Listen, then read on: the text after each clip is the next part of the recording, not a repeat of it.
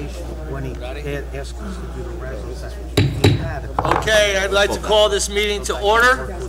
This meeting is being held in accordance with the public laws of 1975, Chapter 231. An adequate notice of this meeting has been provided by a notice sent to the Star Ledger and the local source and posted in the main lobby of the municipal building.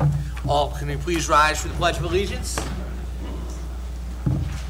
I pledge allegiance to the flag of the United States of America and to the republic for which it stands, one nation, under God, indivisible, with liberty and justice for all. I ask that you please remain standing for a moment of silence for those who defend our freedom, both near and not so near. Thank you. Roll call, please. Mayor Capides. Here. Deputy Mayor Weber. Here. Committeewoman DuBois. Here. Committeeman Huber. Present. Committeeman Kaiser. Present. Good evening, everybody. It's good to see you all. This is our work session for February 24th. This session of the meeting, this particular section of the meeting, is also being televised on Facebook as well as YouTube, and it's only the workshop topic presentations that will be live broadcast. We will then have our regular Township Committee meeting tomorrow at 7 o'clock. Before we get started on our workshop topic of redevelopment, this is something that I think the entire Township Committee almost said in unison when we kind of brought to the attention what our next topic should be, and everybody thought that this would be a very prudent topic for this month. I also acknowledge that this is a massive undertaking in planning and preparation. I'd like to thank our Township Administrator, Mr. Basicolo, and all the other members for the planning of this presentation. Also, we have all of our professional planners here. We appreciate your attendance for your presentation tonight and all the work that we did not see or did not know about. We thank you for that. The purpose of this evening is to, I guess, get a briefing on all of our redevelopment that we have in town. We do have a number of projects that have been in the works. And again, we just all thought it'd be prudent for this month to take a snapshot of where we are, where we're going, and where we hope to be. So with that, I would like to turn it over to our administrator, Mr. Basicolo, for our presentation. Thank you, Mr. Mayor. Welcome, everyone. Glad to see everybody here tonight. We're going to have three professionals speak tonight. Mike Disco is our engineer, Keenan Hughes, our planner, and Matt Jessup is our redevelopment attorney. And with that, I'd like to turn it over to Mike Disco first. We're going to go through each project. You will see that there'll be a section from each of these professionals on each project, followed by questions and answers from the audience. So, Michael, if you would like to start. Mike, you want this? Where would you like me to stand? Just don't stand in front of the board. Stand to the side of it if you would. You can move that other easel. That's not necessary. And while Mr. Disco is getting set up, just a point of order, just to let you know, the town, for those who have not been here before, the Township Committee is normally not sitting up on the dais. For our work sessions, we're usually down below at the tables, but for the purposes of the presentation, for everyone to see who's sitting in the chamber right now, and also for televising the different charts and pictures that we have, we thought it would be best that we just be up here, but this is not our normal position for these meetings. Mr. Disco, please. Thank you very much. You want to go to the microphone? Do I need a microphone? Yeah, you do for the broadcast. Sure. Better? Yeah. Thank you. My name is Michael Disco, and I'm joined by Keenan Hughes and Matthew Jessup. And what we would like to do would be to run through the projects one at a time. There are three major redevelopment projects that are active. The first one is the Church Mall redevelopment project, which is pictured here. It's also known as the Larkin redevelopment, and it's located at the intersection of Morris Avenue, Church Mall, and Walnut Court. This aerial photo shows the redevelopment area from an angled perspective. So there was an office building, retail establishment. There was a municipal parking lot there. And if I could point to it, this is Church Mall, if everybody can reference it. Morris Avenue, the state highway there. And in between the two buildings, it's difficult to see, we have Walnut Court. This redevelopment study area was done in 2007. The redevelopment plan was done in 2017. And this application went to the planning board in 2018 and was given preliminary and final site plan approval, which means they do not have to go back to the planning board for any necessary reason unless something unforeseen happens driven by the applicant. I'm going to take the aerial away and put it below, and I'm going to show what was one of the renderings for that redevelopment project. Project description is a multi-story, 3-story building with retail on the first level and residential on the second and third stories. There are a total of 24 residential units as part of this project and approximately 3 potential commercial establishments on the first floor.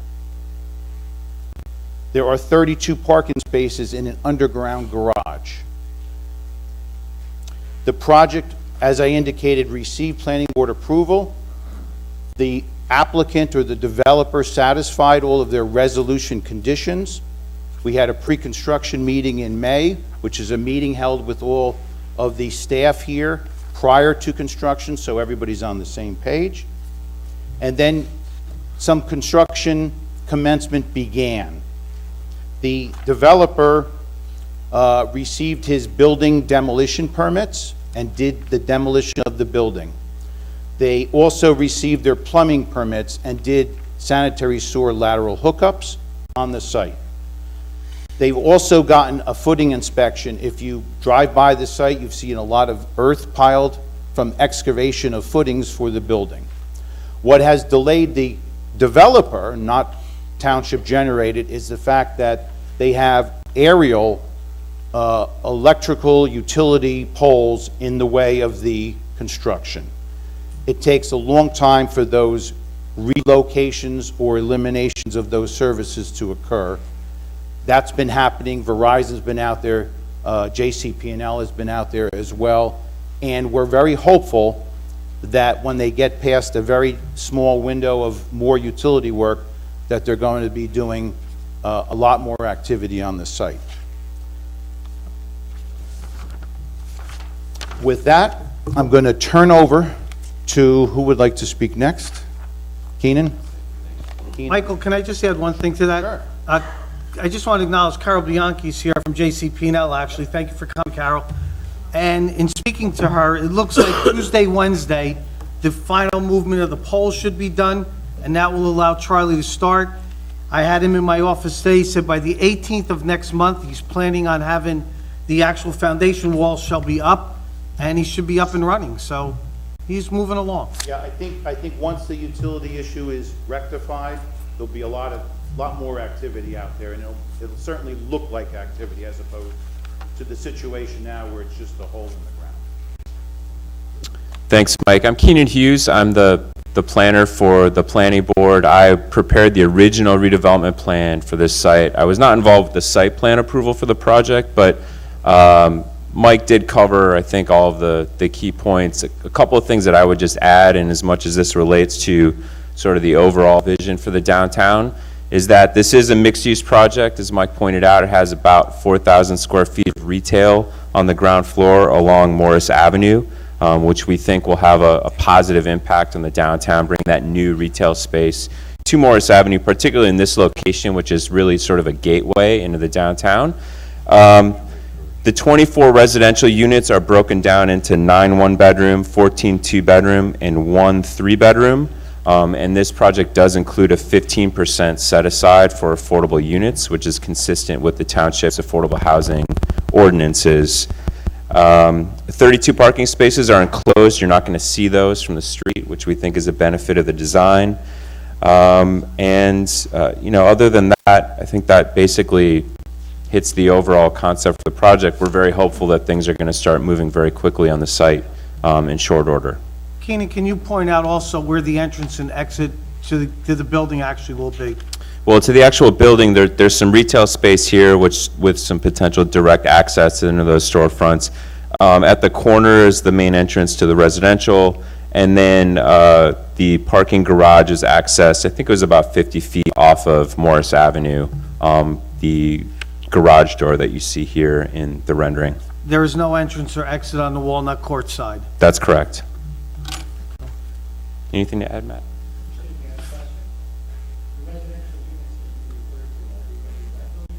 They are, yeah, this is a for-rent project. Thank you. Good evening, everyone. I'm Matt Jessup from McManaman, Scotland and Bauman. From a legal perspective, this project is in great shape. There is a redevelopment agreement between the redeveloper and the township that was previously executed, and that governs the terms of construction of this project. There also is a financial agreement that's been approved by the township and signed by both the developer and the township. And that financial agreement grants a tax exemption to the project. And so this property, in lieu of paying conventional taxes, will make payments in lieu of taxes. Pilots are a redevelopment tool that allow projects that would not otherwise get built to be built. And it also modifies the distribution of tax revenue. So your ordinary tax dollar on an improvement, typically a municipality might get 17 cents, 20 cents, something like that. Here in the township, the Board of Ed might get 50 cents, the county gets 15, 20 cents, and then there's usually library, fire districts, other taxing districts that get small amounts. With a payment in lieu of tax, the municipality collects 95 cents on every tax dollar, and the county gets the last 5 cents of each tax dollar. So it provides an opportunity for the municipality to generate significant additional revenue beyond what the traditional rateable would, and quite frankly, it allows the project to be built, because if this project were conventionally taxed, it wouldn't happen. Economically, it could not get done. And that's a litmus test that the developer had to pass and was validated by the township's third-party professionals. There also was a purchase and sale agreement involved in this deal. One of the two pieces of property was owned by the township, and that sale took place, and the township has since received the purchase and sale revenue from selling the old parking lot over to the developer.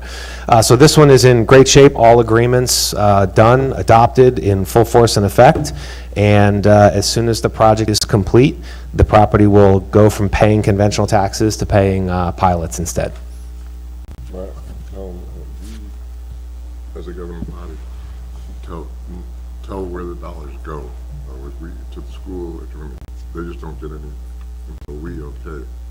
Right, so with respect to the conventional tax dollar, right, the municipality gets a share, the Board of Ed gets a share, the county gets a share, your library gets a share, and you may have open space, right? If you have an open space tax, you get a share, and you may have one or two other, usually smaller components that all get a share of a conventional tax dollar. In the pilot context, the pilot dollar that comes in, 95% of the pilot dollar goes to the municipality, goes into your budget for you to appropriate for whatever use you so decide. And then the last 5 cents of each pilot dollar automatically goes to the county. So that's the difference in tax distribution between a conventional tax and a pilot tax. Of that, presently 51% of our taxes are paid to Board of Education.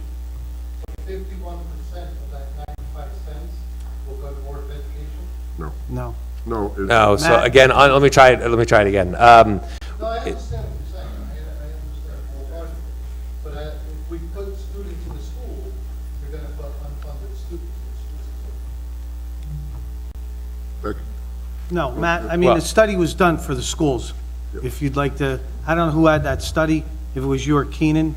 Right, Keenan had. Yeah, I mean, I think the point is, the municipality, with respect to each project you're going to hear about, undertakes an analysis of impact to the schools, right? And impact to the schools is different than number of kids in the schools, right? Because adding 3 kids does not mean adding teachers, it does not mean adding buildings, it does not mean, adding any real constituent costs. So the impact to the schools is an important factor for the municipality, for the governing body, and so that analysis is undertaken for each of these projects. And Keenan, you have some numbers on this one? Just very briefly, the school district did conduct a demographic study back in December of 2018.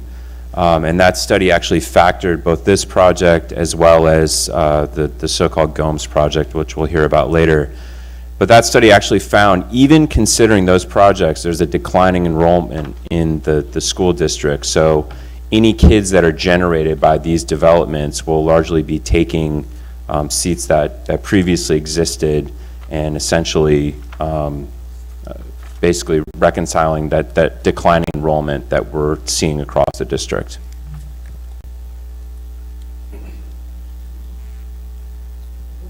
No. The Sorry, purchase just- price just was... as a- I apologize, just as a point of order, because you have the microphone and the broadcast only picks up what you say through the mic, if you wouldn't mind just repeating the question. Oh, for sure. everybody. Yeah, Mayor, absolutely. So the question was, what was the purchase price for the township-owned parking lot on the corner of Morris and Academy there, or Church Mall, rather, that was sold to the developer? So the purchase price was $400,000. Was that put up with bid? It was not. It was sold directly to the developer for purposes of effectuating this project.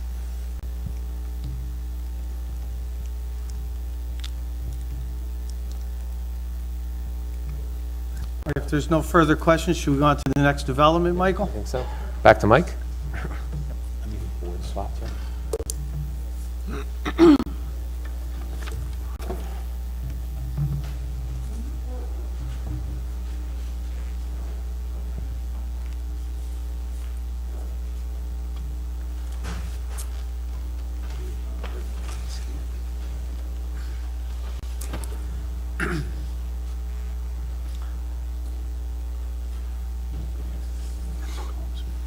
Before we move on to the next one, I just want to make a blanket statement. When a project such as this comes before the planning board, a lot of the impacts are discussed at that level: stormwater, sanitary, traffic, and those things.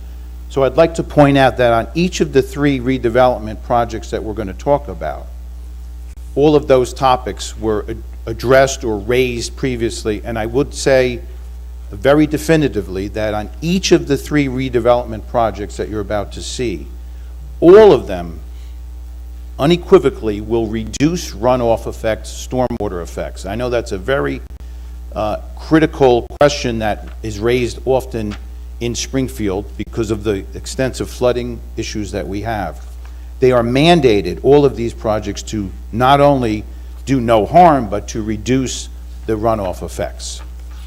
With that segue, the second redevelopment project or area we're going to talk about is the downtown redevelopment project area.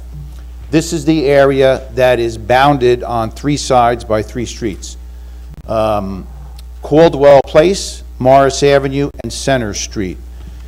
If everybody, I see some nods out there, so everybody seems to understand what that is.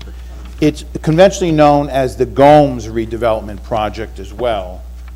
And this project, similar to the Larkin redevelopment project, went through a process where it was declared an area in need of redevelopment, and then a planning study was performed to identify that, and then put into place a redevelopment plan.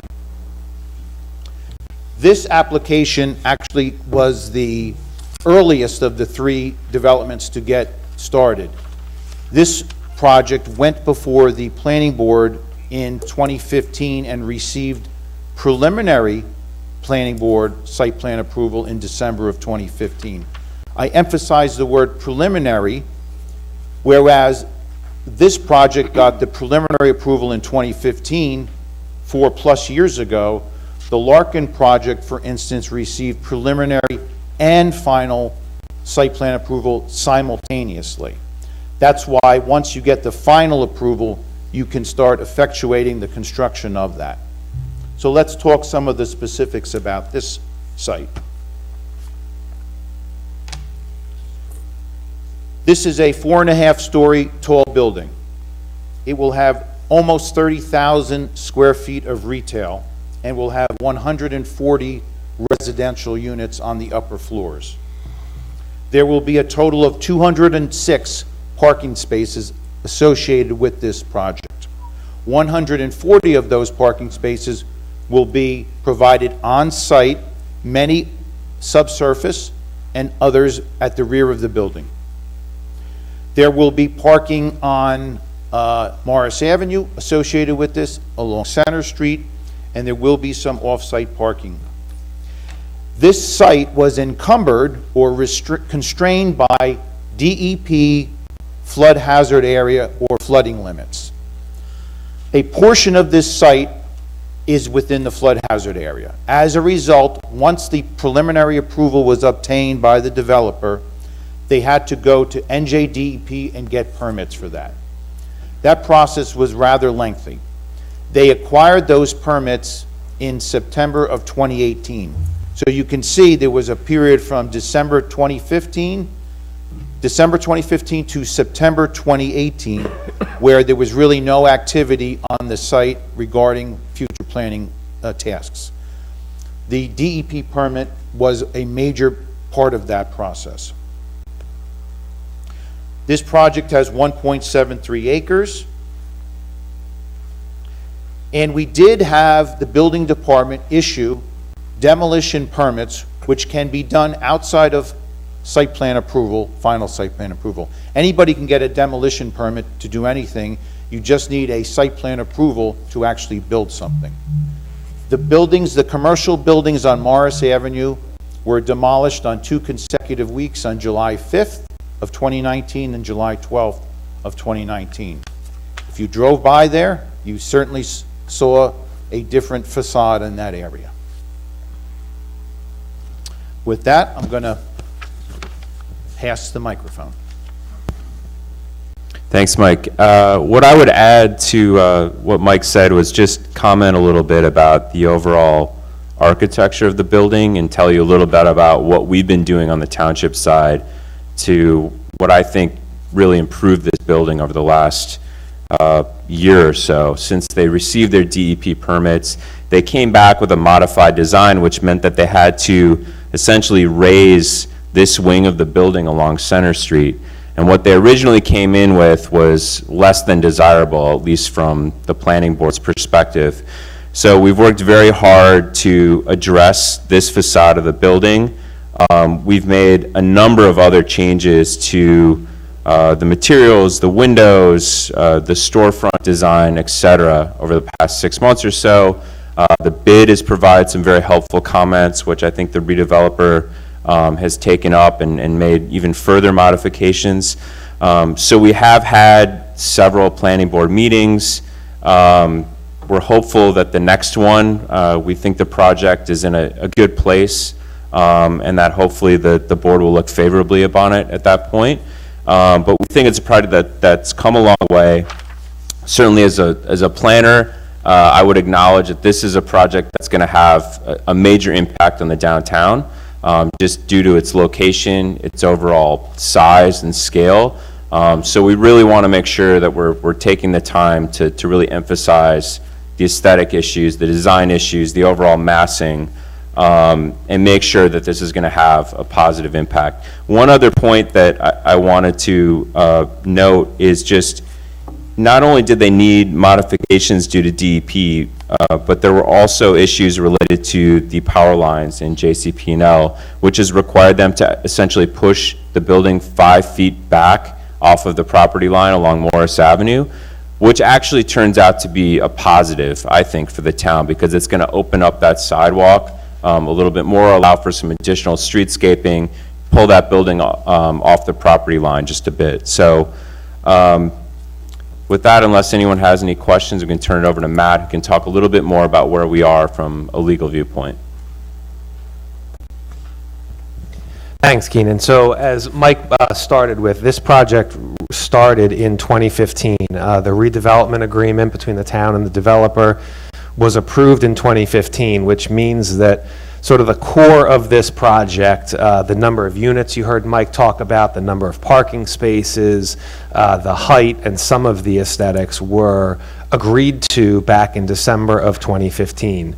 And while it certainly felt like there was not a whole lot of action going on at the site from 2015 until more recently, as you heard both Mike and Keenan mention, this site had a significant number of challenges that were being worked on, and the developer and the township were working pretty hard to try and resolve over that time period. So where are we today? Again, we have a redevelopment agreement executed.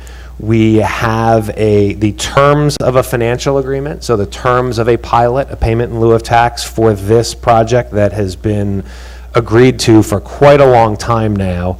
The issue with finalizing and bringing the financial agreement to the council for approval, and similar, the issue that will require an amendment to the financial agreement is the number of affordable housing units in this project. You heard Keenan mention with the last project the number of units and the number of affordable housing units. In this project, the percentage of units will be similar. Basically, all of these projects, redevelopment projects in town, if they are a rental project, 15% of the units are going to be affordable units. And that's in compliance with the township's settlement with Fair Share Housing Center and their affordable housing ordinance. But this project in particular, in accordance with that ordinance, needed to have a certain number of 3-bedroom affordable units, a certain number of 2-bedroom affordable units, and a certain number of 1-bedroom affordable units. And the number of 3-bedroom affordable units, getting them programmed in the building, given how much work had already been done, was becoming difficult. So ultimately, what we've decided to do is swap units with the third project you're going to hear about.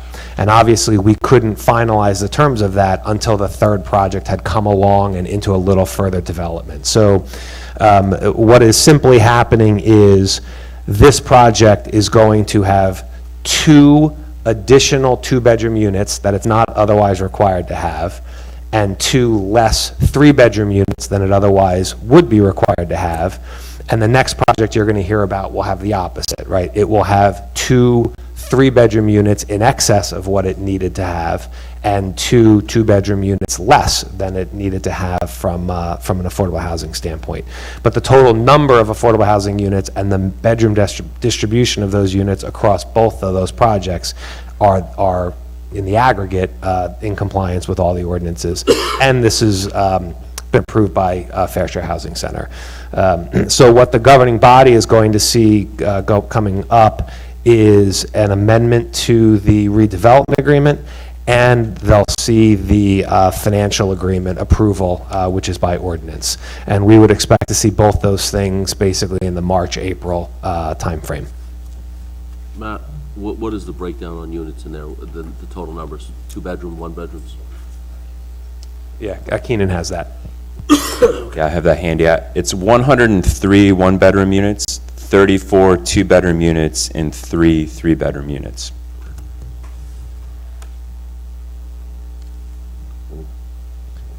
And I'd just like to add, we have 2 renderings here. I'm going to bring up the second one. This rendering that is on the easel right now is a perspective view if you were at the intersection of Morris Avenue and Center Street. So here is Center Street, here is Morris Avenue. That's the view that this rendering is looking at. I'm going to then drop this one in, this rendering in. This is from the opposite corner now on Morris Avenue. So this is Caldwell Place and Morris Avenue. So basically, from 2 corners of it, that's what these views are. So I hope that helps putting everybody. Go back to the last picture. There's on-street parking on the last picture? For sure. This view, the one by Center Street, shows parking on Center Street. There will be parking, just like there is as an existing condition on Morris Avenue. There is not parking on Caldwell Place, which mimics the fact that there's not parking there now, at least in the redevelopment project area because it's road's just too narrow. So I think we would open it up to questions on this second redevelopment project or planning area. Yes? A lot of preliminaries that are being talked about here, preliminary this, preliminary that. I guess, how much longer are we going to look at that mess? Because, in all honesty, it's affecting other businesses in that town. I go to Spirit all the time, I go to Sophia's, and people are saying, they don't want to come here because of this disaster. How much longer is the township going to have to view that mess? Yes, and you're right, it's a very long time from the preliminary approval in 2015 to now. We're very hopeful. The applicant was on the agenda for the March 2020 Planning Board meeting next month. They internally had to punt 1 month or later to that month. So we're very hopeful that, as Keenan indicated, that this final site plan application would be heard by the planning board within a month's time, maybe worst case, month and a half time. So then it'll be approved for him to begin work. Assuming there's an approval, then assuming there's an approval, I hit the lottery tonight, the planning board, I can't tell you the planning board can give you an approval to the applicant until they hear the remaining testimony. It's more of a legal standard on that. So assuming there's an approval, at that point, there's a memorialization of the resolution. It takes 1 month to do that. I would say at that point, the developer is more free to begin the activities of doing further construction. So basically, we got at least another couple of months, Yes, yes. 4 to 5 months of looking at And Michael, I think you want to make the point, if you would, of how much authority the township has to push something forward and how much our hands are basically tied. I think that's an important distinction. Well, this is not a municipal project in the sense that the municipality is not performing the work. Again, there's a developer who's doing it. They have preliminary approval, albeit it's dated. They had to, again, it was encumbered by a flood hazard area, which the first project that we discussed really didn't have. So there was tasks that the developer had to do. They took quite some time. It's a complicated site in terms of flooding. You just don't move a flood hazard area. You have to absorb the flood hazard area, for lack of a term. There was a couple of other questions, yes?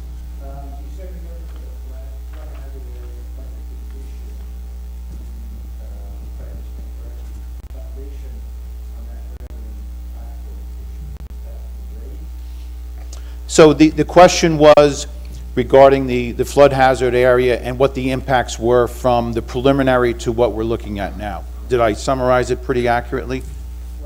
Vis-a-vis the rear of it.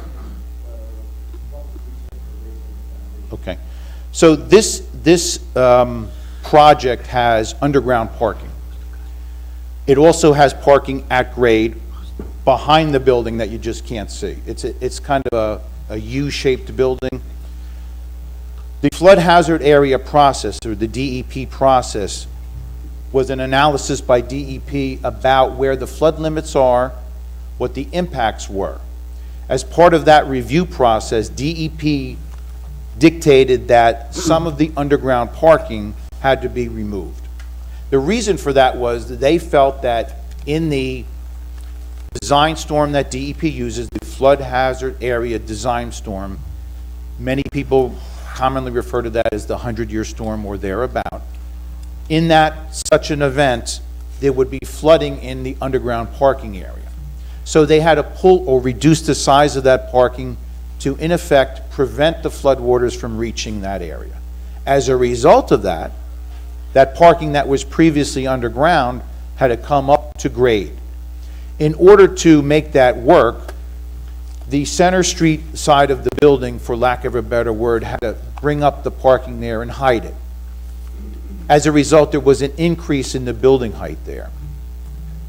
Still within the permitted height for the building, but there was more above grade or at grade parking rather than underground parking. Okay?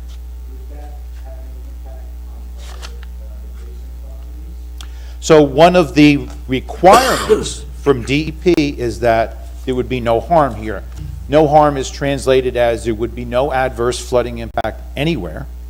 There would be no reduction in flood storage area or volume, which this doesn't. It actually increases flood volume on site, and that there would be no other deleterious runoff impacts. So this project, as well as the third one that we'll talk about, meets the DEP intent and regulations, and so it will not have that impact. There was a question over there? Okay.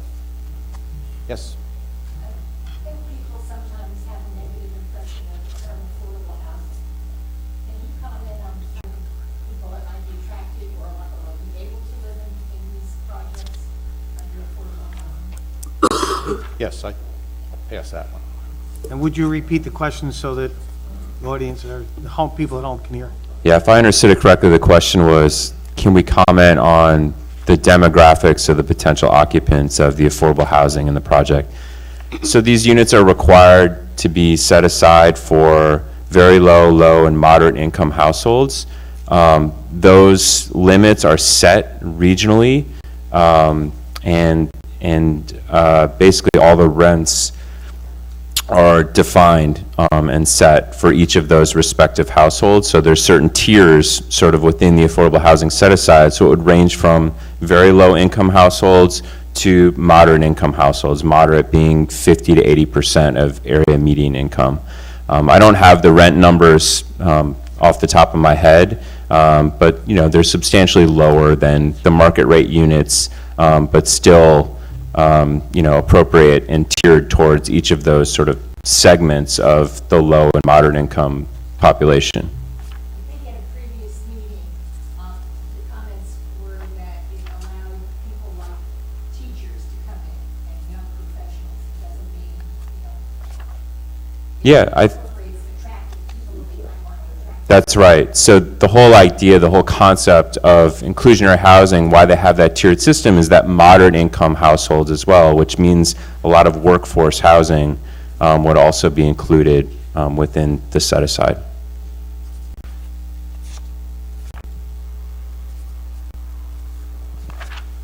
Yes? The DEP permits, are they open-ended, or is there a time limit that they have to be executed, the project has to be executed? The question is, are the DEP permits open-ended, or is there a time limit, correct? Yes. So this permit for this area number 2 that we're talking about here, the downtown redevelopment, that permit was received in September 2018, I think September 25th, 2018. The permits are good for 5 years, meaning they will expire September 25th, 2023. What that means, though, is construction must start by then. If the developer starts construction, meaningful construction, but does not complete the construction, it doesn't expire mid-construction. As long as they start or effectuate the permit, the permit expiration will cease. Any other questions on the second one? Yes? We were talking about the tax structure and that, from my understanding, hasn't been fully negotiated yet. So is the plan to go to the same structure that the first project is? Again, 95 cents on the dollar going to the town and not being here 1%. Okay. I'm going to ask the redevelopment attorney to comment on that. The question was for lack of a better word, the pilot structure, is it similar to the first one on the second one? And thanks for repeating the question, because I was looking up the median area income, so I missed that. Yeah, the pilot structure for all 3 projects is the same, and that's because that structure is set by law. So there really isn't any flexibility in terms of the pilot distribution. So what may be different is the total amount of pilot that each project is going to be paid. Projects typically pay a pilot as a percentage of the gross revenue of the project. And the minimum statutory percentage that a project can pay is 10% of their gross revenue. So we're not worried about their expenses, we're not worried about what they have to pay out of that gross revenue. Whatever the project's gross revenue number is for a year, the municipality gets, in a pilot, a percentage of that gross revenue. That number can't be less than 10%. So what may be different across these projects, and I say may because one is documented, two is about to go before the council, and the third, we'll talk about it in a minute, but the percentage of their gross revenue may be different, right? One project may pay 10% of gross revenue, one may pay 11% of gross revenue. So the amount that each project can afford might be different, and that's because we look at it unique to that project, right? What can that project alone afford to pay? But once that pilot money comes in, the distribution of that money is consistent throughout all pilots, not just across these three projects, but across really all of New Jersey, right? Pilot distribution is set statutorily. Matt, do we have numbers on the third project? You know, what the taxes would have been as it stands as basically vacant land? What it's going to generate as a pilot, what conventional tax would be? The third project? Yeah, because I thought, only because that was vacant, it's probably a good example. So, since we're not before the council yet on approving the financial agreement, and we're still literally as of this afternoon finalizing those terms, I'd rather save that math for when we have hard numbers to present to the council. But what you will see in general, particularly on a site that is basically abandoned, right, has an improvement on it, but that's a disaster. You see significant revenue creation to the municipality across that site in particular. In fact, that's the one that's probably the most dramatic in terms of new revenue creation to the municipality. I mean, we're looking at a seven-figure number there.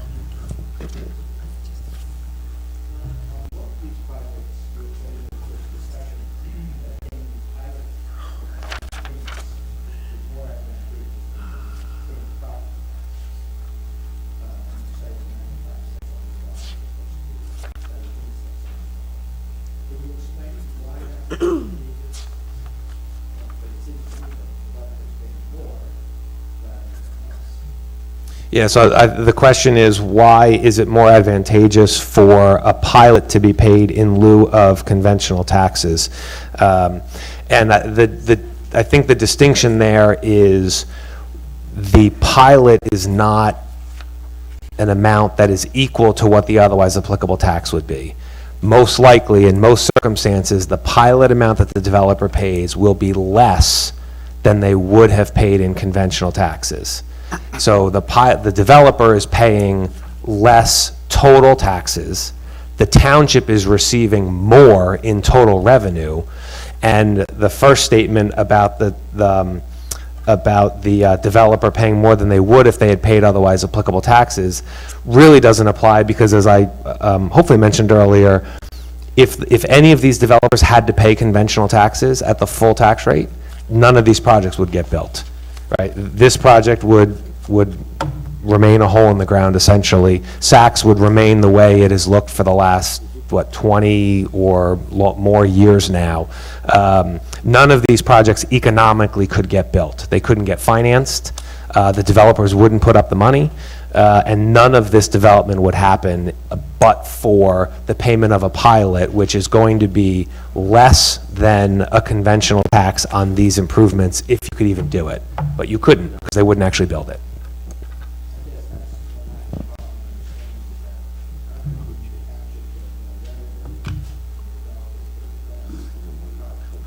Because of the distribution of that revenue, right? So if in a conventional tax scenario, a property owner pays $100,000 in conventional taxes, the municipality gets, let's say, 20 cents of every tax dollar, they get $20,000, right?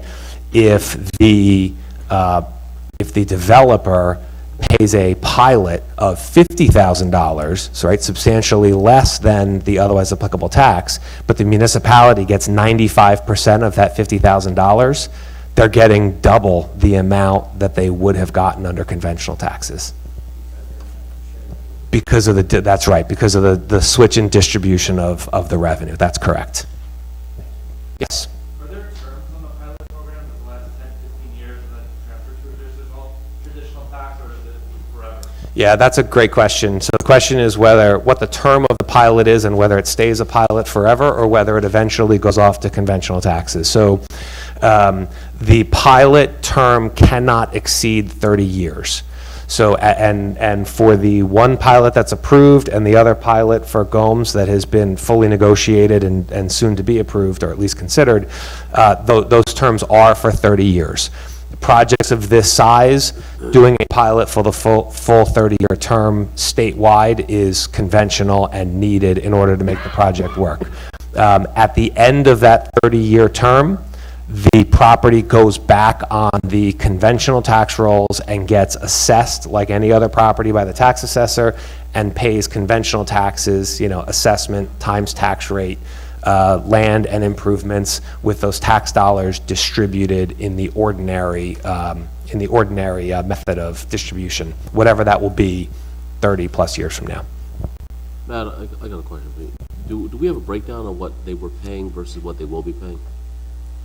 Not in front of me, but certainly, I know we've presented that in the past, and I can look that up for more for the Charlie Larkin project, and we'll be presenting that to you for the Gomes project, and we'll be presenting that to you for the Saks project. Yes.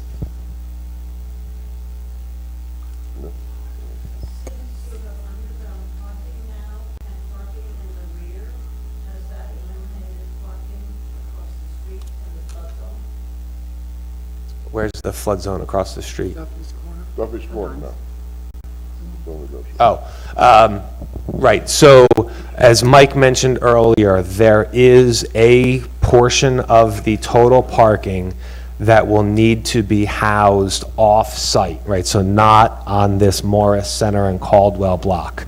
The final area or areas where those parking spaces are going to be located has not been finally determined and approved by the governing body, but it will as part of that redevelopment agreement amendment process that I mentioned earlier. So Duffy's Corner was and still is one of the sites being considered, but no final decision has been made yet.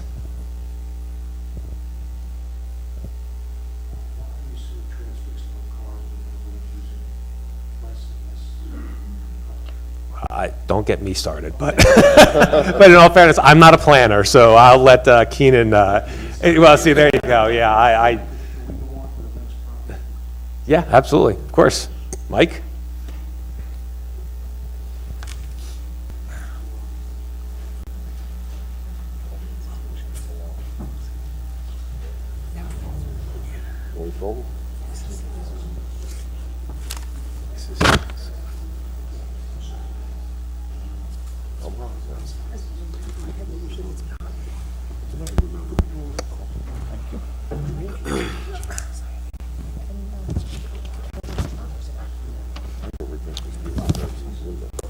So this is the third redevelopment project and the last active redevelopment project.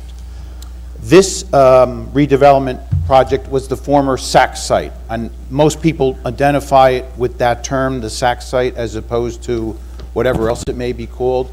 It's located on Milburn Avenue, not far from the intersection of Morris Avenue and Milburn Avenue, where Scotty's is located, for instance. This is the most recent redevelopment project. This came before the redevelopment plan became effective in 2018. This site has been abandoned since 1994, I believe it was, when Saks left. So there was some legal issues with the owner of the site and with various entities. That legal period, for lack of a better word, expired or has come to an agreement. So this became a viable site again to consider for development. When we talk about the area in need of redevelopment, I think the eye test on this one is the easiest for most people. If you've driven past that site and seen it vacant for 20 years with the graffiti on it and boarded up, I think that's an easy one to everybody understand. That's what redevelopment can do. This is the largest of the three sites we're going to talk about. It's 9.36 acres. This aerial photo, essentially everything within the blue outline is the Saks property. There's a stub driveway connection to Morris Avenue. The rest of it is essentially the Saks proper site, which housed the building, and then everything else is essentially parking lot. If you look at it now from above, the aerial view of it, you'll see that the site is near 100% impervious coverage of building and parking lot. The blue line, which is the property line, is also the municipal boundary line with the Township of Millburn. So Millburn Ave is fully within the Township of Millburn boundary, and then there's a 20-foot piece of land between the roadway and the Springfield property, which also lies in Millburn. This application came before the planning board in Springfield and received preliminary and final site plan approval, just like the Larkin site did, the first one we talked about, preliminary and final. This site does have the added burden of they have to go and get some appearance before the Millburn Planning Board because of the fact that Essex County is involved and there's a piece of the property that's actually located in Millburn. The developer for this site, which is Garden Homes, is actively trying to get before the Millburn Planning Board. They've completed their Springfield Planning Board work and did get the approval. That approval was in September of 2019, the Springfield Planning Board. I'm going to now remove this area. We can always refer back to it.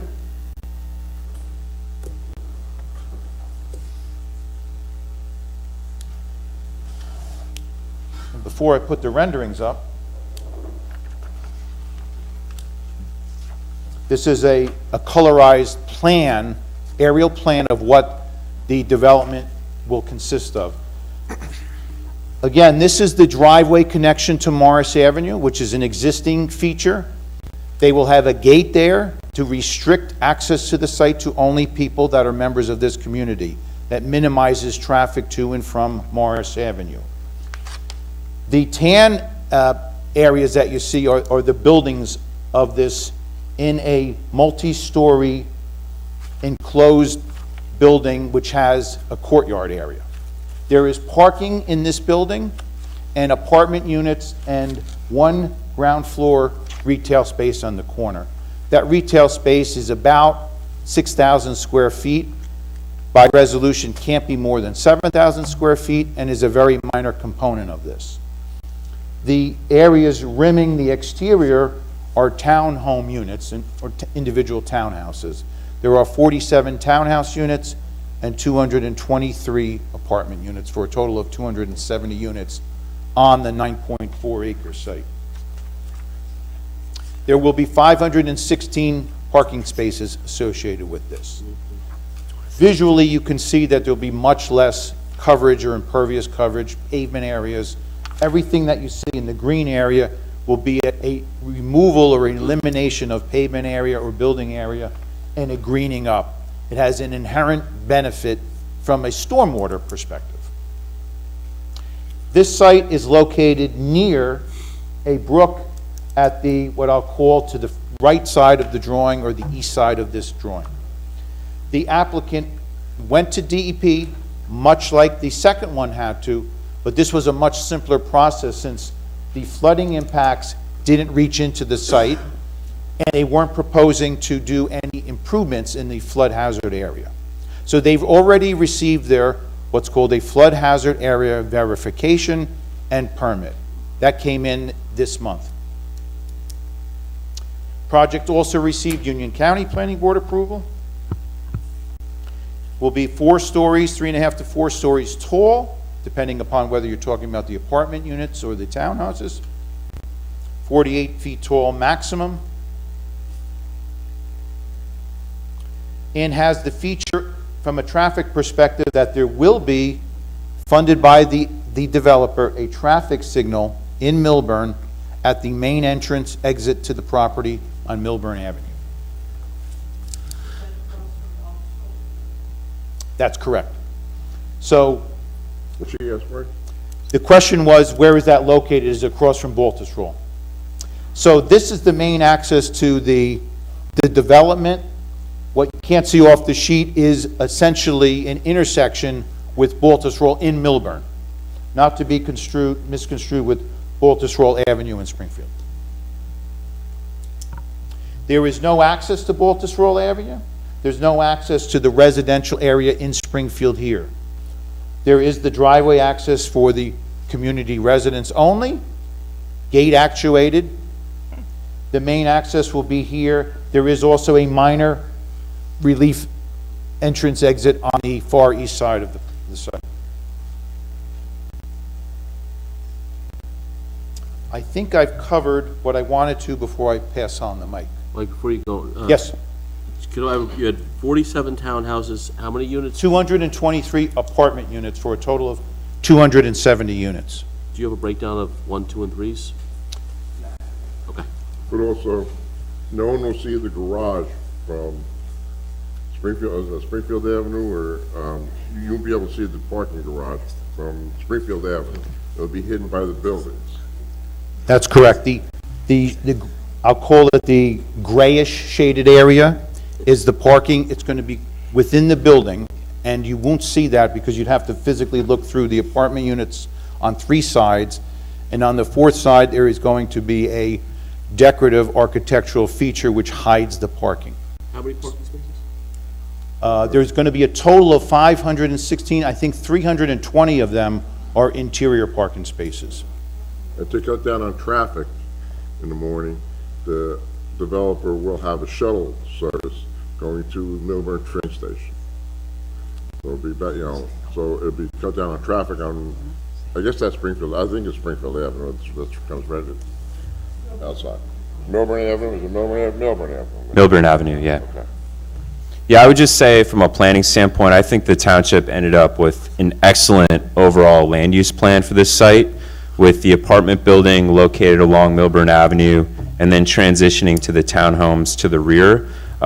Someone had asked about the breakdown, Committeeman, that the market rate units are 77 one-bedroom, or excuse me, 85 one-bedroom, 35 one-bedroom with den, 86 two-bedroom, 7 two-bedroom with den, and then 10 three-bedroom units. All the three-bedroom units are affordable, actually. And then the townhouses are all three-bedroom townhouses. About 5,000 square feet of retail, and then as Mike pointed out, the parking garage has 320 parking spaces. I think this is just an editorial comment, but for Milburn Avenue not to approve this in 10 minutes at the planning board would be crazy. I think this is going to be a terrific project, not just for Springfield, but it's actually going to have a very positive impact along the Milburn Avenue corridor. More people living on Milburn Avenue, supporting those local businesses. That's a corridor that's struggled over the years, perhaps partly due to the condition of the Saks property. But let's remember, this is a property that was historically commercially zoned. So prior proposals to build a supermarket here, other commercial uses, which would have had a much greater traffic impact on the surrounding area. This is a much superior proposal for the overall site. I think it's going to work very well for the township. We hope some of them begin to support downtown Springfield just as much as they're supporting Milburn Avenue as well. But we think in terms of the overall aesthetic of the project, this is a view of the apartment building from Milburn Avenue. It's very attractive. We worked very hard with the redeveloper to break down this building into smaller components, and you'll see even some step backs in the height that we created along the Milburn Avenue frontage. Again, so what is in truth a large building visually appears to be something quite smaller and broken down into smaller components. So we hope this project can get rolling as soon as possible. Yes? The townhouses are all self-parked. They each has a garage and a driveway in front. So, and then in addition to that, for visitors, you'll see that there's some other surface parking areas located throughout the site. So, you own a townhome, you have a party, you got 4 cars coming, they'll have somewhere to park. And there's also, for the retail space, parking right inside the unit, right? Like, That's right. So these spaces here are dedicated to this corner retail space. Other questions? Really quick, I get a lot of questions asked in regards to all the apartments that are coming in. We have 140, 230, 20-some odd apartment units. What's your opinion in regards to having a high density of apartment units in today's market? Well, I think it's going to be a terrific thing. I mean, there's a lot of demand from both millennials, right? So you're going to have singles, couples, younger households who hopefully move into the community, stay here, perhaps transition into single-family homes in the community. But then also, and I think it's particularly relevant to this project, is the empty nester demographic, folks who are in the community, they're looking to downsize, maybe the kids have moved out, but they want to stay in Springfield. This is certainly a wonderful opportunity to do that, either the townhomes or even renting in an apartment situation with really nice amenities. And I think that carries through each of the three projects. Okay.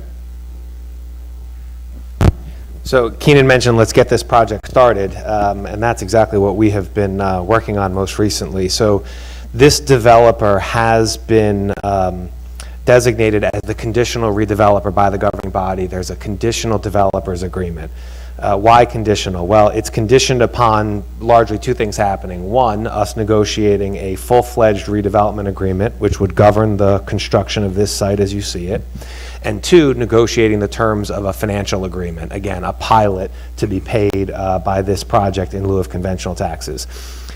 We, as of today, we expect for the governing body to be seeing those documents at their meetings 10th and 24th of March, or 14th of April as the third one. So we need 2 meetings, not 3, but we understand that the agenda for the 10th will come up here before we know it, so we've given ourselves 3 meetings just to be safe. But the governing body in March essentially will be seeing the final legal documents to memorialize this project, both from a construction standpoint and from a financing standpoint. So this one is moving along.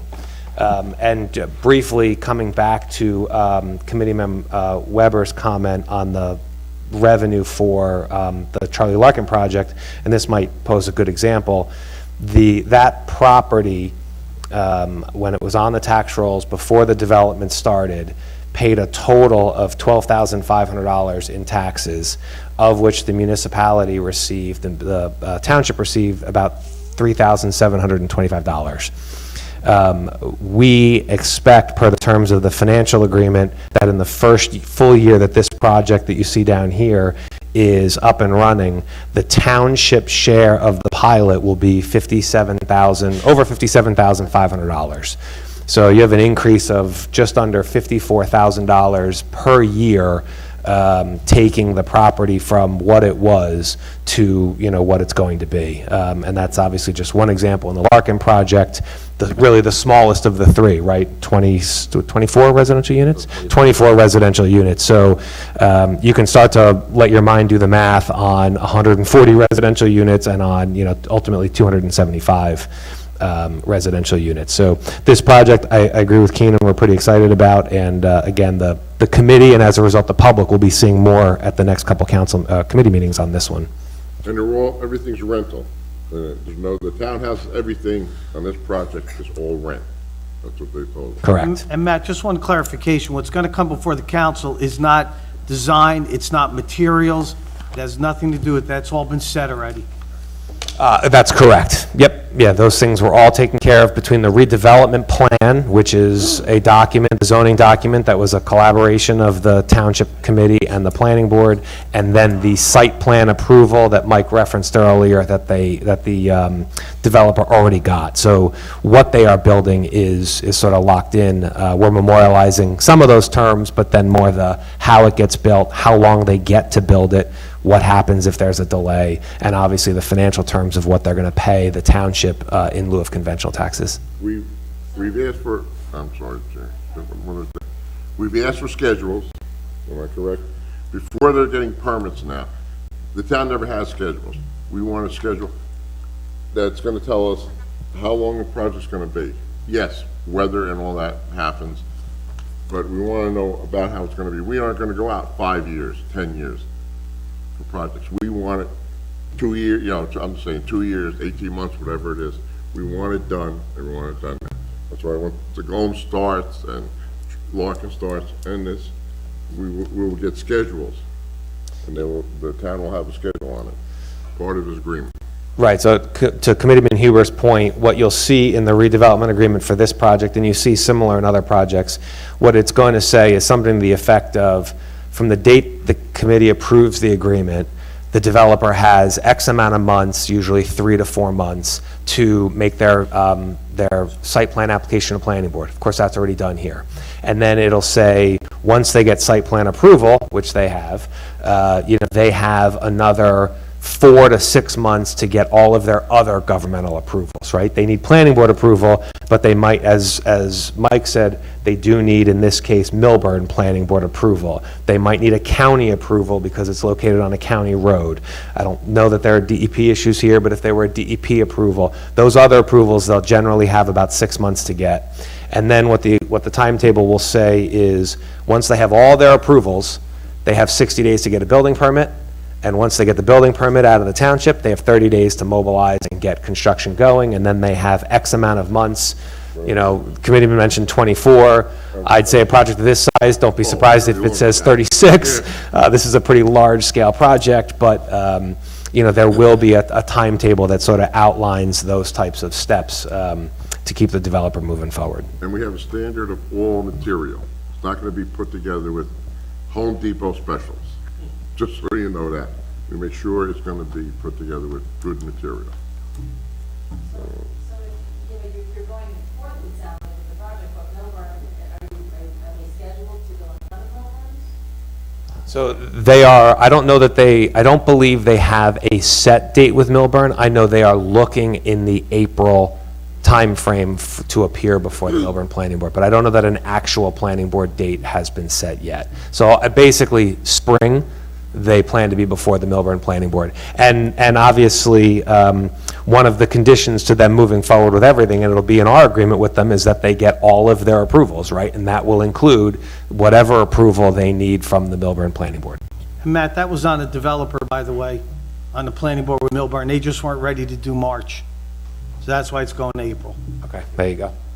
Hey, Matt, is that when the clock starts, for that approval date with Milburn? Or when is the official clock start, that 24-month, 36-month period? So, I mean, it sounds like we'll sort of be in lockstep with them, so we may be signing our agreement sort of at the middle to end of April, right? Because the financial agreement needs to be approved by an ordinance, so that's a longer time period, and we'll sign them at the same time.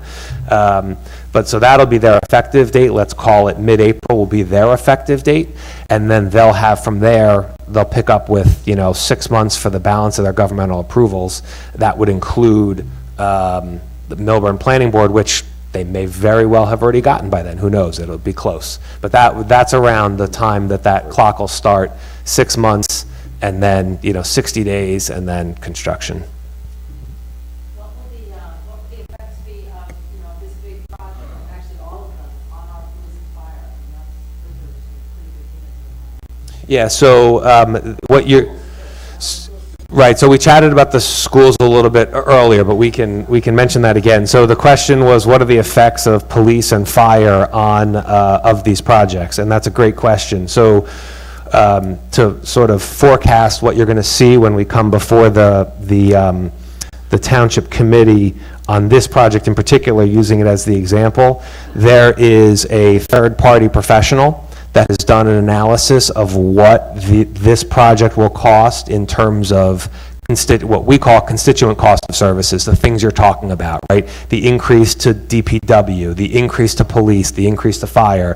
What does a project like this do to the municipal budget? And we look at that when we're negotiating the pilot that they're going to pay, and we say, okay, we need to make sure we get at least X out of this project because obviously we want to make sure we cover those costs. That analysis is done on the school side as well. And what you may have missed if you weren't here for the first project, Keenan Hughes had mentioned that the school has recently done a demographic study that shows the net effect of all three of these projects in the aggregate and the projected number of school kids. Because current enrollment is declining, the kids that come out of these three projects will be replacing empty seats. They'll be sitting in empty seats. So the cost of education services is not significant because you're not adding kids to a classroom, you're replacing kids that were in the classroom last year that aren't going to be there next year. Yes? Correct. They are. Yeah, the 15 there's 275 total units mapped out in this project. Some are in the apartment building, and obviously the rest are the townhomes. 15% of the total number of units will be affordable housing units. Yes. Is there another question? That's probably a great question for the developer, but what I will say, having seen some of the details, is they are very large spaced units, and Mike may be able to speak to that better, but these are very, very large units, and so as a result, you would sort of attribute that with, certainly higher end units. That doesn't really show how large they are, but thanks for the switch.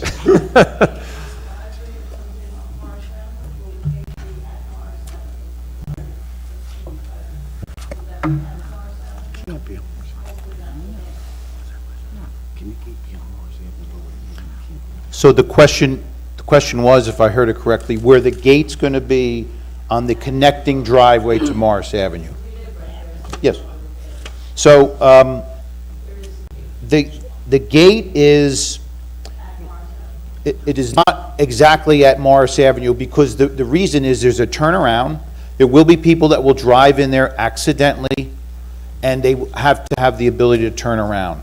So the gate is set back a little bit so that not only can those people turn around in a safe way, but also in a queuing situation where, let's say you have 4 or 5 vehicles waiting to get in, and maybe there's a question being asked at the gate, there's enough room for that. So I wouldn't say it's right at Morris Avenue, but it's certainly closer to Morris Avenue rather than inboard of the project.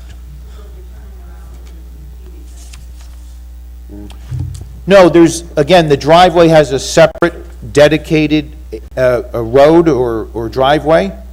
That's where they would be doing the turnaround. If somebody, and again, there's going to be signage to indicate that that's residents only. That's true. So it would probably be very limited. But the provision is there in case somebody drives in and they can't get through the gate or through the security mechanism, that there is a circular turnaround there within the confines of the existing driveway property. It is wide enough, yes. Can you give us I think what's happened is, can you give a little more accurate description? Is it by TD, this driveway? So this driveway, Where's it happening by? right, this driveway is located between the TD Bank and, thank you, going to go to the aerial. The TD Bank is here. I'm putting my finger on it. I don't want to obstruct the camera, but TD Bank is here. The blue line is the driveway. The wine library is here. The former, what was it, Taco Bell? The former Taco Bell, which is, You don't know. to some degree, extra parking. We all act like that, but we've all been there. So it's between the TD Bank property and the former Taco Bell property. And that's an existing feature. When Saks was open, that was a functioning driveway. Yes? Any other questions on this one? Yes? Really quick. Any questions, yes, go back to the Larkin property, Walker Avenue. Walnut Court? Walnut Court or Walker Avenue? Walnut Court. What has come of that? Just, Don't negotiate. Well, I'm asking. so Walnut Court is an existing, very narrow municipal right-of-way. There's no development on that property per se, although you may have seen some of the utility pole work where they've replaced existing utility poles in that thing. So the Walnut Court will remain, albeit is a very, shall I say, a substandard width road.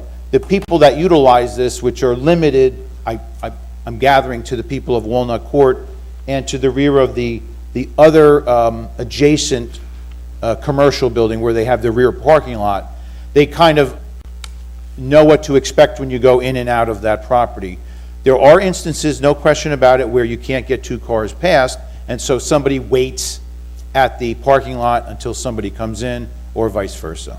So there's no discernible difference to the court. It's just that you're going to have the development in the area to the east of that. My questions go back to Saks for 1 second.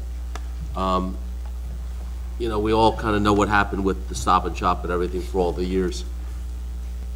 For that 20 feet, can they stop this project if they wanted to? Or is there a way that, I don't want to jinx this thing at that point, but can that happen?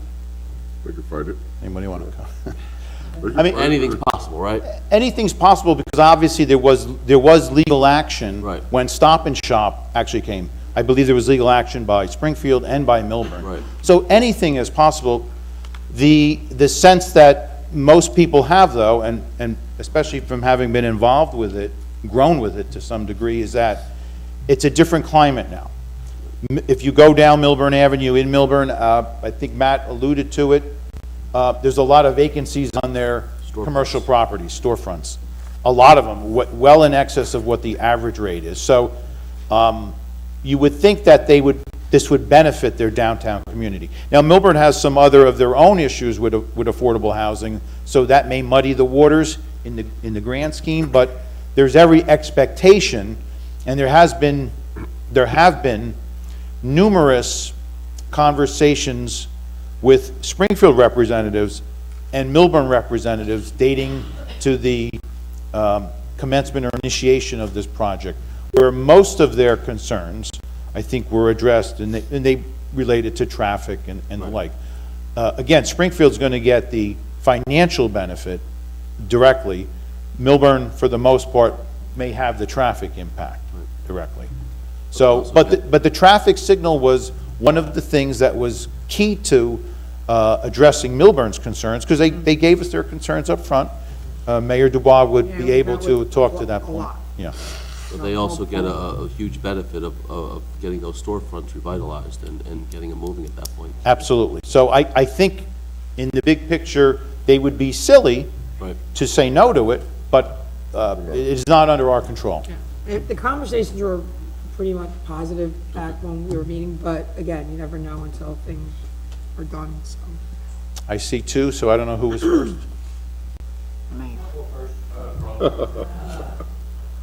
Yeah, spoken of Walnut Court, I live on Walnut Court, you know that. Now, I'm 74 years old. You think I'm gonna back up every time somebody comes in from Morris Avenue? I got no control of myself now. I don't know what's gonna happen. I mean, that's baloney. You guys screwed up. Now, my street is like 9 feet wide now. Before it worked because there was a house there was a park there. There was no problem. Now, there's no signs, there's nothing. They come down my street, they turn around to my neighbors, turn around to the other neighbors, turn around in my driveway, knock my wall down. What is going to go on with this? You're talking about 3 multi-billion-dollar things. I got a stinking little street that I don't have anymore, right? You know that, I talked to you. There's nothing going to be done about it. The church will give up land. They won't let us go out the other way. That was a right-of-way that went down all the way to the school, made a left about 12 feet to get to the farmland, and made a right to go up to Church Road. Why can't I go out there? Why? There's gotta be, you guys gotta put your heads together. Look at all these here. We're all smart college boys. I was an iron worker. Come on, let's do something. You can do something for me. You were there, Chris. You saw it. It's ridiculous. Yeah, we have visited the street. Yeah, but it's almost 4 months now. Well, And I don't want to back up. There's going to be problems. The police are going to be there because I'm going to call the police. And I'll bother them. I don't care. we have unfortunately at this time, we have very limited options of things that we can do to that street. We've talked about, you and I have talked about, choices like eminent domain or other venues that we could try, and it's a long road, and I'm not quite sure, and maybe Mr. Dowd could answer this better than I could. I'm not exactly sure if that long road is going to lead to the residents on that street's satisfaction. But this was not a lawyer, but I don't think this is anywhere near legal. And I talked to my lawyer in my church, and it's not legal. So we gotta get going on this, because I just talked to the chief, and he got the fire engine in on my street. They greased the one side and pushed it on Monica's land to get it in, choking. That's not right. If there's 3 cars waiting there, my house is on fire. What do they do? These men, how did they get to my house? If my wife's sick, how do you get to my house? Well, Mr. Mayor, I think the chief has checked Walnut Court out before. You want to comment? You have any issue? We've been actively involved in that whole project. We've gone down the street, there's points of entrance we can use in the event of an emergency. Come in off of Mars, come down Church, circumvent that gate, come in the opposite way. We would treat that street no different than we would treat another two-way street. Okay. I just want to clarify that, I understand this situation hasn't been resolved yet, and we're trying, and it's very difficult, but this project was approved, this part of it, before any of you guys were up here. So none of them were even on, no, not for you, but for the general public. Nobody, not our business administrator, nobody up here, except for the 2 of us, were even up here when, It so. was 1800 or something when they laid the boundary out, like, okay, that's my land, okay, that's. No, I know, and I understand, obviously mistakes were made, and I'm owning up to that, but it's not on, this happened before any of these people, just so for clarity for everyone else. So we're trying to fix it, but we're the only 2 that were here. There was a wholly different committee, different business administrator and everything, so it's been going on for a while. I mean, not knowing the complexity of it, but realizing it after the fact, so I just wanted to clear that up so that people understand, because I know not a lot of people know how long these things take to come to fruition. Not that that makes you feel any better, because it's not resolved, We were but just told to wrong clarify. information at the time. I don't, And you know the information I was told. I've talked to you about it. We were told the wrong information, and we're trying to straighten it out. and I Hopefully- apologize, but I just wanted to clarify that. I don't want to put the blame on people who didn't make any of these choices. No, I know you're He's not. not blaming but- anybody. We know No, I know you're We know not. that. Yeah, Brock. He knows how You're, I feel. you're just I know you're just frustrated, but for everyone else, just to clarify, this has been a project in the works for years. No, I know. They don't even have to ask who's on the line when I call. They know it's me. Right. Simple, yeah, we'll be right there, yeah, okay. No, I know, but and I feel bad, and I wish I had a better answer, but it's been. Any other, was there another I think there question? was another question.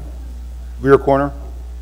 Pass. Okay. I'll Michael, summarize thank that you. question. He passed. I want to thank Michael, Matt, and Keenan. Should anybody have a question after this that you think of later on, you can contact myself or anyone at Town Hall. We'll get you an answer on it.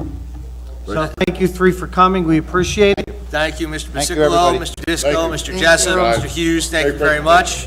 Thanks, Mike.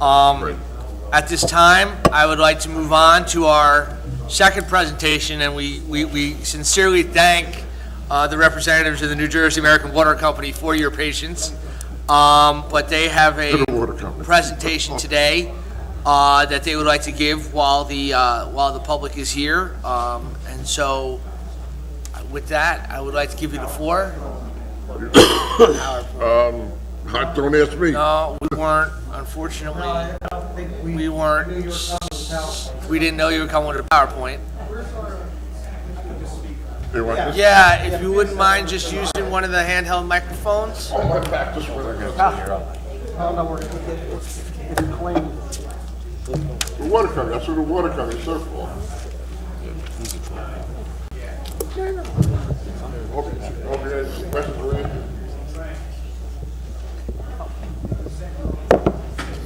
Is the part, was there a reason You gotta speak into the microphone. Well, I told her, I've told him, he knows it. I think you're very good person. Stop this. Yeah.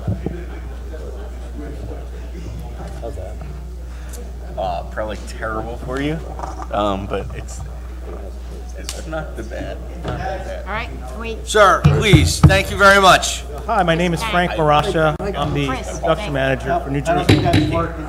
Please, thank you very much. My name is Frank Marasha. I'm the production manager for New Jersey American Water Northing Operations in Short Hills. I'm joined tonight by Brian Slota with our engineering group and Scott Baxter Green, who is with our environmental and water quality group. So I'm going to talk tonight a little bit about our Short Hills well station, which is located in Springfield. Talk to you a little bit about that. Talk to you a little bit about PFAS, which is what it's contaminated with, and then we'll go over what we are proposing to do there, and then take any questions that you guys may have. So New Jersey American Water owns the the Short Hills well station, which is located right off of Morrison Road, back by where the Township pool is. We have 2 wells back there, and then there's a 3rd well that's further back, kind of between Washington School and Milburn High School. Those wells have been there since the early 1930s. New Jersey American Water's been around since 1896. Those wells are a significant source of water for us. They produce on average, about 3 million gallons of drinking water a day. So it's a significant source of water for us that we've used to provide for our customers. And recently they were contaminated with PFAS, which is an acronym for fluorinated alkyl substances. So under the heading PFAS, there's several compounds that are under that. There's PFOA, PFOA, PFNA, PFNA, and PFOS. And these chemicals are man-made. They were used previously widely for industrial uses. Teflon, the non-stick nature of Teflon was attributed to PFOA. It's also used as a fabric and carpet for stain-resistant protection. It's a big component of firefighting foam. The French fry containers that you would get from McDonald's, that waxy covering that was on there to keep the grease from bleeding through, it was actually PFOA that was used in the manufacture of them. So they're not found naturally in the environment. They're very persistent.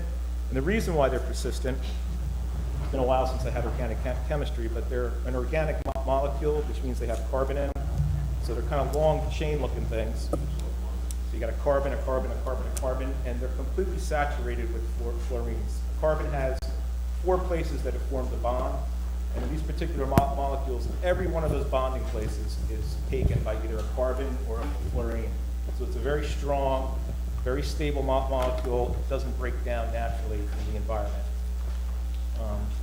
6 of these, Sure. 6 of these PFAS compounds were required in what's called unregulated contaminant monitoring. This is monitoring that the US EPA requires water companies, water purveyors to conduct to assess whether these compounds that are being considered for regulations are actually showing up in US drinking water sources.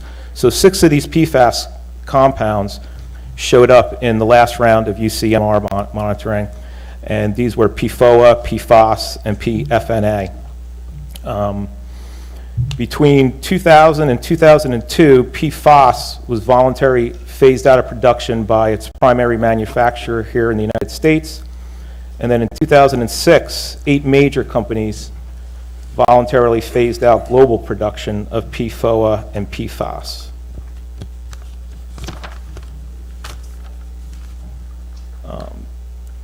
They currently have a limited number of industrial uses, and typically we find groundwater and in some cases surface water contamination around former production facilities, military bases, airports, and firefighting facilities. And once these compounds get into the ground, they can travel a long distance in the subsurface. In May of 2016, the EPA announced a lifetime health advisory for PFOA. Now, a health advisory is a guidance. It's not a health-based regulated limit like an MCL is, a maximum contaminant limit.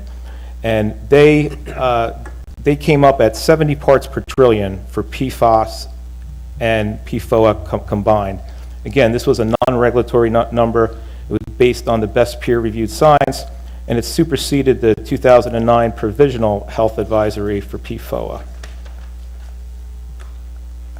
In New Jersey is currently working towards an MCL of 13 parts per trillion for PFNA, and has proposed amendments to the New Jersey Safe Drinking Water Act and the Private Well Testing Act, among other rules, that would establish an MCL of 14 parts per trillion for PFOA and 13 parts per trillion for PFAS. This proposal was published in the Federal Register on April 1st, 2019. And right now, the current minimum detection limit, which is the science that enables us to detect PFOA, the smallest quantity that we can accurately detect and quantify is 2.5 parts per trillion. Now, I'm saying parts per trillion, just to give you an idea, to kind of frame it out on what an incredibly infinitesimally small a part per trillion is. 1 part per million is equivalent or equal to 1 second in 32 years.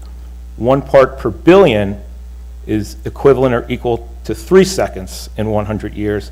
And 1 part per trillion is equal or equivalent to 30 seconds in 1 million years. So these MCLs are extremely conservative, health-based limits that are aimed at protecting public health. And they're typically for carcinogens, which are compounds that produce cancer or that can cause cancer. They're typically based on a 1 in 10,000 cancer risk based on drinking 2 liters of water at that concentration every day for 70 years. So if you took a theoretical population, everybody drank 2 liters of water every day for 70 years at 13 parts per, or 14 parts per trillion, the cancer risk would increase by 1 in 10,000. So again, a very, very conservative, health-based limit to protect public health.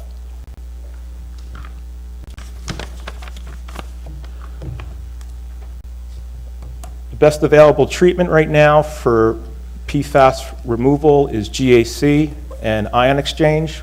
Anybody that's ever had an aquarium before, they've had a GAC filter. The water company uses it on a much larger scale, but it performs essentially the same way. Water passes through the GAC, which is basically charcoal. It has both a mechanical filtration component to it, like a sieve or a colander, and it also removes the contaminants through chemical absorption. The chemicals of concern absorb onto the carbon and are then removed from the drinking water. Ion exchange is, and if anybody's had a water softener, they have an ion exchange unit. Same thing, water passes through the resin. The contaminants of concern are then absorbed onto the resin and are therefore removed from the drinking water. And one thing I forgot to mention was when I was talking about the Short Hills well station, when these compounds were, there's no current regulation now, and there's no state regulation for PFOA and PFAS. There is one for PFNA. We did not detect any PFNA at the Short Hills well station, but we did detect PFOA and PFAS. And once those compounds were detected well ahead of regulation, New Jersey American Water took that well station out of service to protect the public, and we had to make up the water from a different source that we brought in from a different direction. I just wanted to mention that before, which I did not. We're proposing resin ion exchange as the preferred temporary treatment. We're looking to put a temporary treatment in there ahead of putting the permanent treatment in, simply because we want to get this done quick. We want to return those wells back to service, and we obviously want to remove the contaminant and protect the public. So ahead of a permanent treatment, we're looking to put something quick, a temporary treatment in there. Like I said, we're proposing ion exchange. These would be self-contained units that would be in a Connex box. It's kind of like a shipping container looking thing. We're proposing 6 of these treatment vessels in 4 of the Connex boxes. Look better if I had a PowerPoint, but that's basically what a Connex box looks like. Again, it kind of looks like a shipping container. We're still trying to decide where on the property we're actually going to situate these. It has to be reasonable distance to our water mains and so on and so forth, and to our pumping stations, so we're still trying to figure out where on the site to put these. Brian could perhaps talk more to that if you have questions. And we're looking to get this completed and in service by June of this year. You have to go to these stations, are they behind the houses up there? Robert, is that right? I thought at one time we talked about that. Yes. Yeah, but you gotta go through the backyards of houses? No. Oh, okay. No, we have a separate driveway off of Morrison Road. But if you're gonna work on it, I know there's houses in that area that you'd be restricted at certain times. I would think, we'd have to talk about it, but because the people up there on a Saturday don't wanna get woken up Right. at 7 o'clock in the morning and, working up there, because then, We would be confined whatever your ordinance is regarding construction, so. Yeah, and these are self-contained, Rich, just so you understand. They're in a Connex box. Yeah. It's not that they're doing building kind of thing. but they're taking things out, and putting a new thing in there, am I correct? It's gonna be noisy. We're not removing anything, we're simply adding Filter. these Okay. treatment units I on. just wanna make sure. What drives the filters? What's the source of power? It would be the pumps from the wells that would then push the water through So the, just so the public understands, there's no diesel engine or gas engine or anything like that running to power these? that is correct. The pressure would be provided from the well pumps at the wellheads would then, So there's no noise? correct. Yes, sir.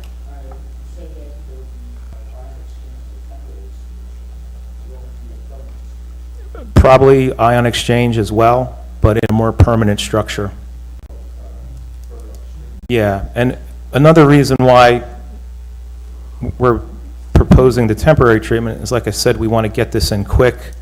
We want to return this well field to service. The permanent structure is going to require much more onerous permitting and is going to push us farther out than what the temporary treatment's going to.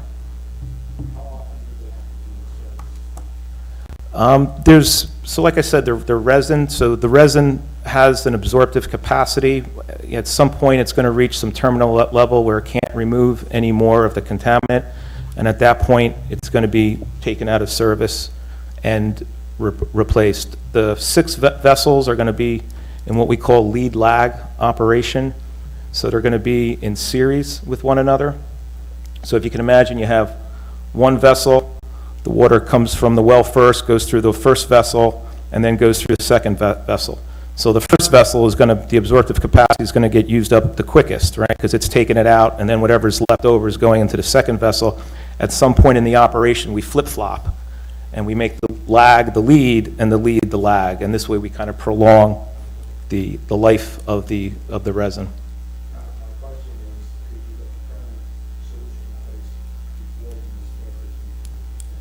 No, definitely not. And again, it's all the permitting process for Brian, maybe you could speak a little bit to.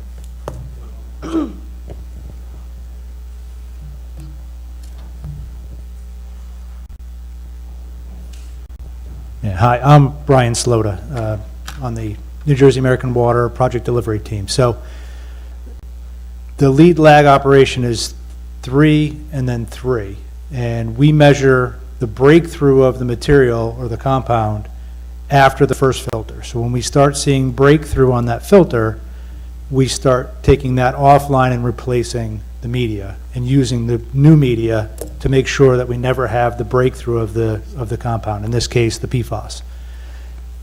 The expected lifespan of this is almost 9 months. So the process for the removal of the carbon or the ion exchange resin is a tanker truck comes up, and through an adductor process, it pulls the old resin out and a new resin gets placed in.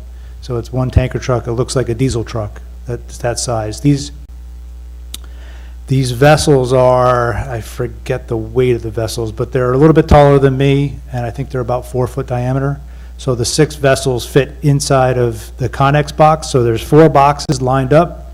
Each one in a row has 6 vessels. All the piping that's going to go to these boxes is connecting to existing piping on site, and it'll be underground, except where we come up to get into the Connex box. There's some small space heaters that'll get put in to prevent freezing. We'll have heat tracing.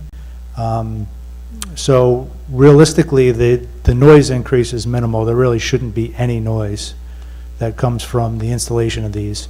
To get these boxes on site, a tractor trailer will deliver it. We'll have an industrial forklift. The boxes are prepared with points for lifting. The forklift will lift it up, place it in where we need it on either wood cribbing or gravel. It'll sit, we'll pipe it in, and that's the extent of that construction. We'll probably need about a week or two of construction period to get the piping done. It's going to be 6 and 8 inch piping that connects to the existing well lines, and it just short circuits the pumping process. So we take the water from the well, and instead of going to the pumps, it now goes through the filters and then back to the original system to go into the existing pumping system, which is that building that's behind the pool. The 3 wells are currently off. Yeah.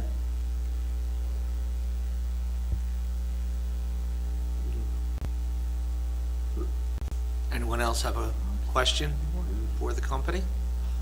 Anybody on the board have any questions? No, But we thank you for bringing me back to chemistry class.